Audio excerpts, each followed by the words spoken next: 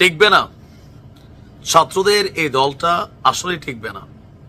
যেভাবে পদত্যাগের হিড়িক পড়েছে, ইভেন যারা পদত্যাগ করছেন তারা দিচ্ছেন চাঞ্চল্যকর তথ্য। সো তারা যেহেতু সবাই সমন্বয়ক এবং এই বৈষম্য বিরোধী নেতা, আমরা তাদেরকে অবশ্যই বিশ্বাস করি। ক্ষমতাকে কুক্ষিগত করার জন্য একটা ফ্যাসিবাদী মনোভাব তৈরি হয়েছে এই আন্দোলনকে নেতৃত্ব দেওয়া গুটি কয়েকজন ছেলেদের মধ্যে।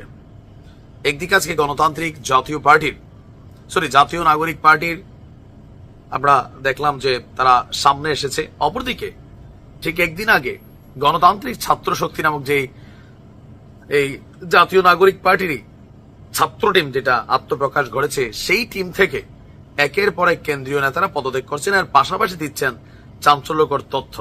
আসুন দেখি ঘটনার প্রেক্ষাপট কি।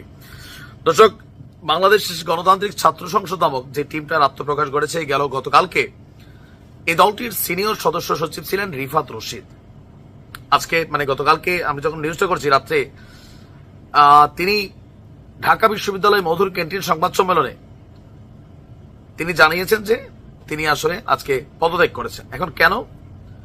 আচ্ছা, আমরা আরো দুজনের দেখি কারা কারা পদত্যাগ করলেন। গণতান্ত্রিক ছাত্র সংসদ থেকে পদত্যাগের ঘোষণা দিয়েছেন পদপ্রাপ্ত রাজশাহী বিশ্ববিদ্যালয়ের 2 সমন্বয়ক। তারা তাদের ফেসবুক স্ট্যাটাসে লিখছে যে কমিটিতে ঢাকা এবং ঢাকা বিশ্ববিদ্যালয় কেন্দ্রিক যে আধিপত্য, সেইটার প্রতিবাদে তারা পদত্যাগ করেছেন। আরেকজন মেয়ে জেমিন সম্ভবত সেও পদত্যাগ করেছেন। দাবি একই।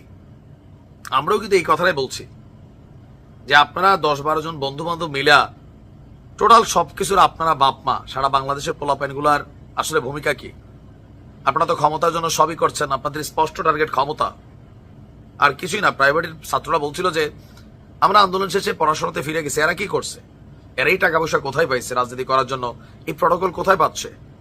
এদের ইন্টেনশন ক্ষমতা। এদের প্রথম দাবি ছিল কোটা। আমরা এটা নিয়ে আসছি ভাই। প্রাইভেটের বক্তব্য শুনছেন তো, আমার আগের ভিডিও শুনে নেবেন, অথবা কালের কণ্ঠে ছাত্রদের বিশাল একটা ক্ষুদ্র প্রতিক্রিয়া জানিয়েছে কালের কণ্ঠ পত্রিকায়। আচ্ছা, এখন যারা পদত্যাগ করেছেন তাদের বক্তব্য কি?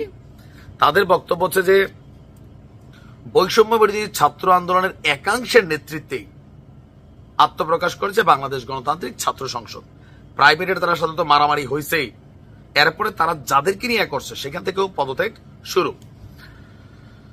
আর যদি দেখি আপনার 205 সদস্যের যে পূর্ণাঙ্গ কমিটি ঘোষণার কয়েক ঘন্টার ব্যবধানে পদত্যাগ করছেন একের পর এক।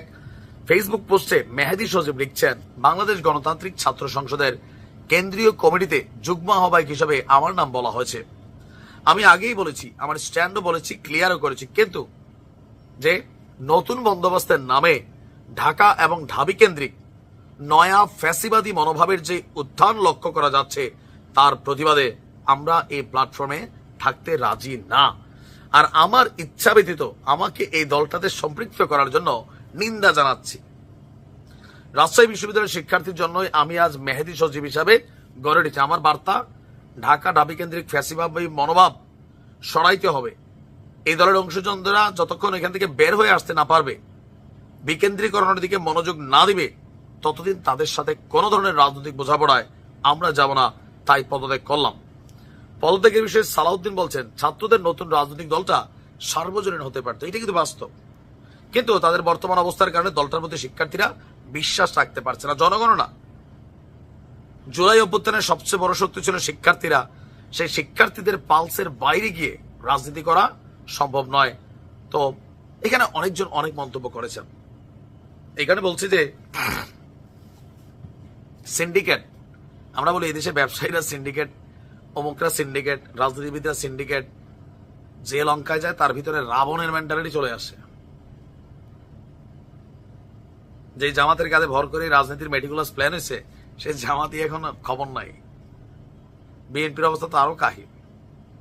ইউনূসের উপর কেউ ভরসা রাখতে পারছে না।